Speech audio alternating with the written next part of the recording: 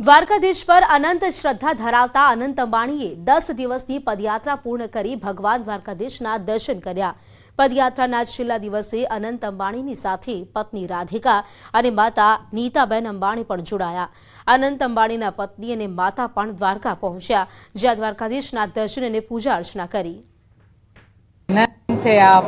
પવિત્ર પદયાત્રા જામનગરથી દ્વારકાધીશ आज रामनवमीना दिवसे पूरी करी है। मानु दिल एकदम आनंद ही आनंद है। आनंदनी साथे बधा जे युवको साथे आव्या छे ए आपणी संस्कृति, आपणुं हेरिटेज, आपणुं कल्चर आगळ लई।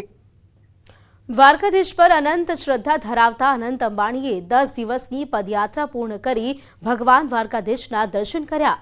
અનંત અંબાણીની સાથે પત્ની રાધિકા અને માતા નીતાબેન અંબાણી પણ જોડાયા। અનંત અંબાણી સતત 10 દિવસની 115 કિલોમીટરની પદયાત્રા કરીને દ્વારકાધીશના મંદિરે પહોંચ્યા અને હાલ પદયાત્રા કરી તેઓ રવાના થયા છે।